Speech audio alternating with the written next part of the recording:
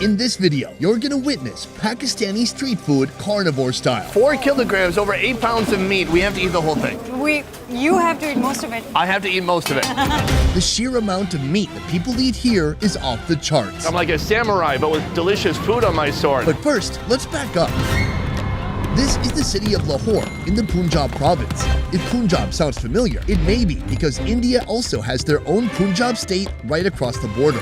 Though these two countries have a lot in common, today I'm on a mission to see what sets them apart when it comes to street food. For the first time ever, I'm starting a country. I'm getting to know a brand new place at night. No matter which street you go, you'll find tons of amazing street food. This is Pakistan After Dark, and it all starts here. It has finally happened. After years of planning, I'm in Pakistan, baby. I'm here right now with my man, Javel. We're at a restaurant with about 7 tawas, these huge cooking platforms that are slightly recessed. It's a perfect place to kind of shallow fry food. Here, they're making chicken, but not just any chicken. This is a super spicy chicken. Tonight, I'm going for their best seller, the fiery, mouth-melting tawa chicken. Before hitting this oversized flat top, the chicken's already been par-cooked. Next, they add their own homemade masala containing white pepper, black pepper, ginger, saffron, and yogurt. Then add supreme quality cooking oil. What makes this dish special isn't the supreme cooking oil or the masala. It's this, a heck load of atomic level green chilies.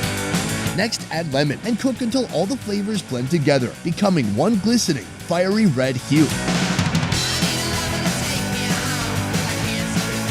Finally, when it's ready to serve, the chicken is wrapped in a chapati and sent out into the world.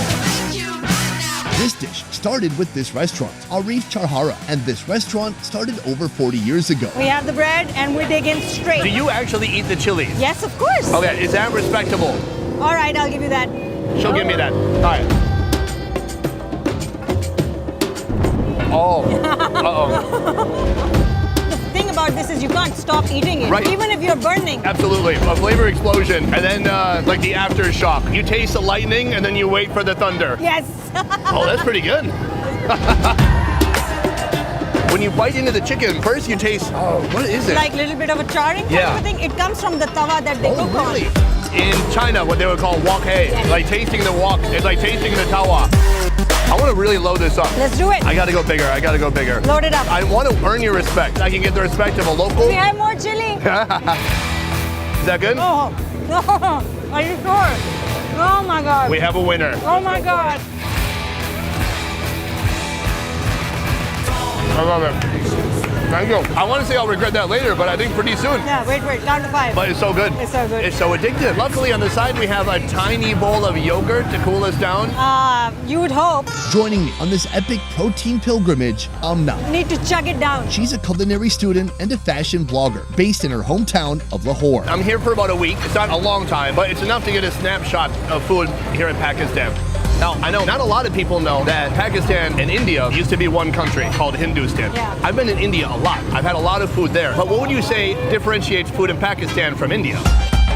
I think northern Indian food is very similar. The kind of food you get in Punjab or Delhi, Amritsar, that's very close to the Pakistani food. But South Indian food or Bengali food, that's completely different. So the common factors I think would be that they're big on meat, we're big on meat. They're big on oil, we're big on oil. Yeah. Is that the prayer? Yes. About how long does that take? 3 minutes. This is a Muslim nation. What percentage of people here would you say is Muslim? Nearly all? Nearly all, yes. Very, very small percentage of minorities. India, of course, is a big population, so the diversity is much more too. Not just religion, but you know, the different regions have a very distinct culture.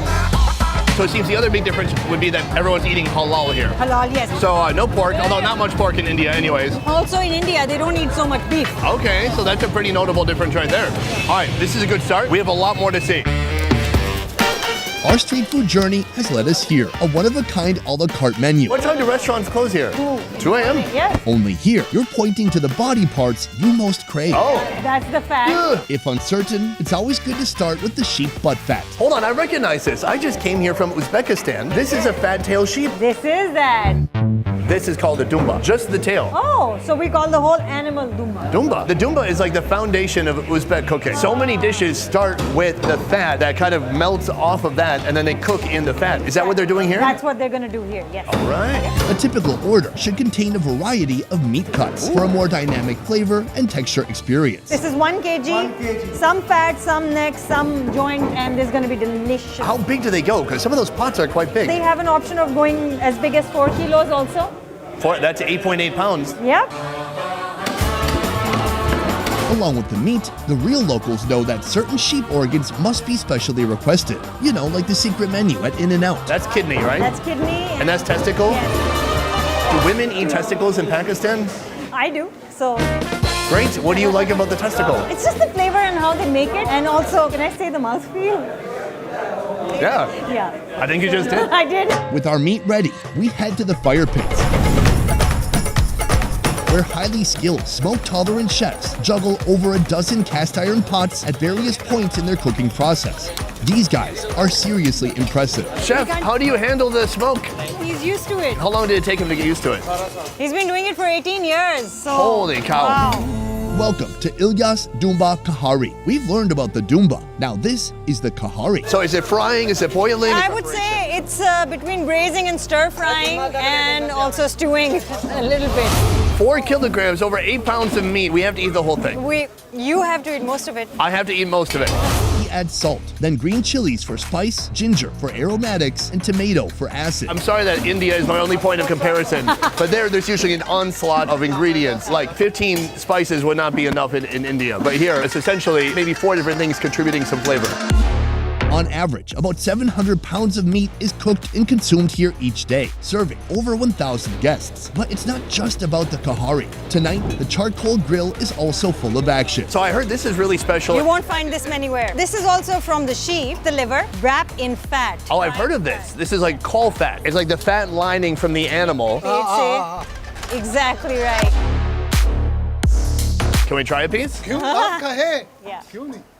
We can have all of it. He seemed like he was yelling at you. No, he was happy. Oh, okay, he's very aggressive with his enthusiasm.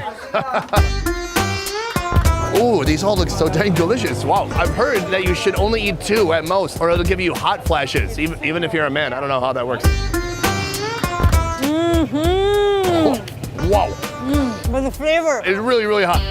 It's so sheepy. The liver is nice, it's super warm. The fat on the outside is juicy, and it gives you that first hit of flavor when you take a bite into it. Absolutely. But also a little gamey. You a fan of the gaminess? I do like it. That's our appetizer. We're gonna head in and eat the big 4 kilos. next. Right here. The king. Tons of different cuts in here. You kind of just have to go piece by piece and figure out what it is. Oh. Wow. It is so juicy. I'm not surprised because he cooked it so long, but I just couldn't tell. Is it gonna be tough? Is it gonna be tender? Very tender. Over here. So this is called the Peshawari naan, also known as a khamiri roti. It's a different way of making it than a naan. Well, what's the difference between this and a naan? Because it looks like a naan and not so much like a naan, It's which really is what you're the saying. treatment of the dough of the naan. Are they more hostile towards it? They treat it badly? Oh, yes. That's good. It's interesting because you said maybe there's not a ton of differences between here and India, but I've never had anything like this in India. This is wildly different. Because this is from the northern parts of Pakistan.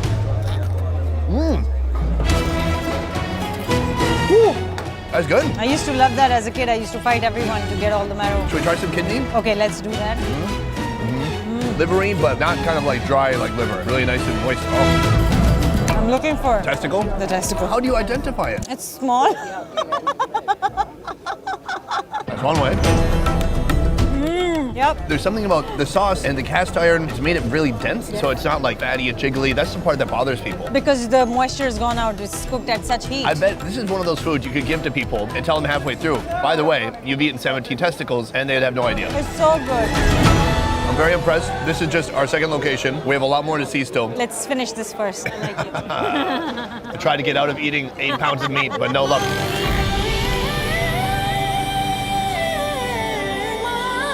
Bro, Sir. thank you so much for making it happen. Thank you so much for coming. You've been long awaited. Meet Ali, a Pakistani man on a mission to introduce his country's cuisine to the world. We were going to come here before COVID, and then COVID happened, and that was not on my calendar at all. He's the reason I'm in Pakistan for this series. But of all places, why start in Lahore? Lots of many cultures from different parts of Indo-Pak subcontinent merged here. So you'll find a taste of India, you'll find a taste of Middle East. Lahore embraced all those spices, all those cultures and made it its own. Does Pakistan need to distinguish itself from India when it comes to food? They are very high on spices. Here you find spices a bit more moderate and we love our meat. Yeah. So if you're the meat lover, Pakistan is your place.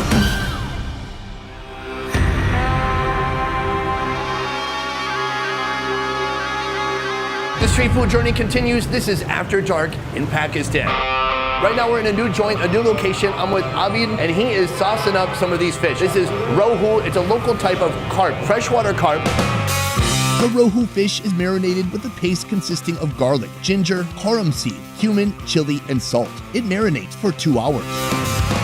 From here, it's gonna head to the fryer. We're gonna fry the heck out of it and it's gonna taste delicious? Question mark? I'm not sure. I'm gonna find out pretty soon. Sadiq Makli Farosh has been selling this very same recipe for over 50 years, starting as a cart and evolving to one of Lahore's bus stop destinations. We've been a bit sheep heavy and this is something refreshing, something light. Very light. We break the bread and we dig right in. And also, I have to warn you, it's going to have a lot of these small fish bones. Uh-oh, that looks nice. You have another bone in there, by the way. I can see Oh, it. thank you. Yeah. Saved my life. Give it a little bit of a dip. Yeah, this is a tamarind sauce. Oh, wow. That's a lot of flavor. It's interesting because we were talking about Pakistani food versus Indian food. Here it seems like they're more likely to focus on just a few ingredients and really concentrate on just those flavors. So I taste the garlic, I taste cumin, like I taste each individual spice. One of the very good chefs that I met in my life said that a good dish only needs 5 ingredients. Oh yeah? That's it. Any more than that, and you're making it too complicated. Sorry, subcontinent of India. We're also on the subcontinent of India. Oh yeah. If you get a bone in your throat, what do you do? Get somebody to. It really depends on the size of the bones. You can also throw up sometimes. These are great tips. Yeah. Overall, it's quite delicious. Carp has a bad reputation for being muddy and earthy because it's a bottom feeder. But here, it's quite delicious. I don't taste any of that. It's an aggressive fish with an attitude, and so you have to treat it just as aggressively. like And that's what they've done here. It's magical because it's hot, it's steaming, it's crunchy, and the flavors just come out so powerfully. We have one location left. It's just on the road. We should head there now. We finished this before? After we finish this entire thing, for sure, we will do it off camera. What do you know about Pakistani chicken? I know what you're thinking. You already saw it in the beginning of the video. No, this is completely different right here. We've come to another restaurant and man, rotisserie chicken, but not done with a machine. No, this is done with the touch of a human. This man right here. Oh, we're holding hands now. In this street-side rotisserie, they marinate whole chickens for 24 hours, smoking them in a vinegar and spice blend containing green chilies, garlic, ginger, and whole spices. When it's time, they're stabbed and skewered over hot charcoal for about an hour. Each skewer has one chicken on it. Look, I'm like a samurai, but with delicious food on my sword. And this, oh, I just scared it. It peed a little bit. After roasting, it's scored and doused with lime and masala. This chicken pairs best with basmati rice cooked with carrots, mint, dried dates, and saffron. You'll only find this creation at Khalifa Balochi Saji, serving over 1,000 customers every day for the last 18 years. Gosh, you know, it's our last location here. We've had some chicken and we have some skewers too. These are beef skewers. This is beef kebab. Kebab, I should Yes. say. There are 2 types of kebabs you'll find in this region. The shish kebab refers to seasoned, cubed meat that's skewered and grilled. Then the seekh kebab, that's minced meat, carefully shaped on a skewer by hand and blasted with hot charcoal heat until they're dripping with flavor. With the seekh kebabs here, beef is king. Ground up along with oil, onion, ginger, garlic, green chilies, and condensed milk. I'm gonna just eat it plain to begin with. That's really nice. So delicious. There's so much flavor, spicy, but there's so much seasoning that it becomes a texture within the seekh kebab. Like I'm chewing on ground spices. I'm gonna try giving it a little bit of a dip. This is coriander. Yes, and mint with yogurt. Oh yeah, you're dirty. Yep, and that's gonna balance off a little bit of the overpowering of the spice. This is like heartburn, and this is like Pepsid AC. Yes. Somewhere in the middle. It tamps down the spice a bit, so it's not so intense. It's called a seekh kebab. Did the Sikh people invent this? No. All right, that was a dumb question. So it's not Sikh kebab, it's Sikh kebab. And Sikh is a skewer. I feel bad for my audience watching right now. It's one of the best flavors, and it's something you can only get, in this type of an environment. I mean, you can probably go to a restaurant with air conditioning too, and a little bit of soundproofing. You have to come to a place like this, to Lahore, to the street side. It's made fresh. They are not playing it safe with the spices. It's really spicy. Exactly. That brings me this right here, the chicken on a huge bed of biryani. Is that biryani? That's not biryani. Biryani is very spicy. Kind of tastes Middle Eastern. Oh, okay. We have our chicken right here. Yes. They ripped open the chest, just spread a bunch of seasonings in there. Oh my. Oh, there's plenty of masala on there. It tastes like pure salt and red chili powder and cumin. Wow, that's a lot of spices. You need to have it with the rice. That's how we eat. So it's got a really good balance. Sure. I think it's the same as like that long grain biryani rice. Yeah, the basmati rice is the same. I love the texture of that. I love how it feels. It's almost like eating little short noodles sometimes. So yummy. It has been a pleasure sharing all this food with you and getting really my first taste of Pakistan with you. I'm so glad. Thank you so much. Thank you so much. Best Ever Food Review Show is a small team of independent creators, and everything we do here works because of you guys. Click the link in our description to join our Patreon and receive exclusive benefits. A peace.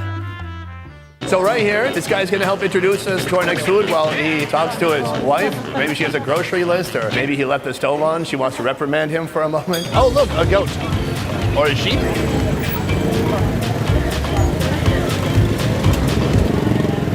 Huh? Oh, what's that? All right, so he cuts that up, then right through the bone. Oh, like a skateboarder who messes up on a half pipe. You don't want to be messing with this guy. Sir, you have my complete respect. That's hard to do. My dad only has 80%. Love you, Dad. Guys, that is just video 1 in Pakistan. There is so much more to come. We have an incredible itinerary, and that is thanks mostly in part to this man. Check it out. This is Ali. He's helping us. He's like really the local expert, local ambassador to this country, especially when it comes to food. And I just want to say thank you so much for that. Thank you so much for your words. It's just the first day. A lot of food is waiting for you in the next coming days. Heck yeah. I better jump on the elliptical. Guys, that's it. Guys, that is it for this one. Thank you so much for watching. I will see you next time. Peace. Do you want to say it out loud? Oh, I'll say it again. Do it now. Let's do it again. I'll say peace with you. Say peace now. Yeah. Say peace. Peace. Done. Cut.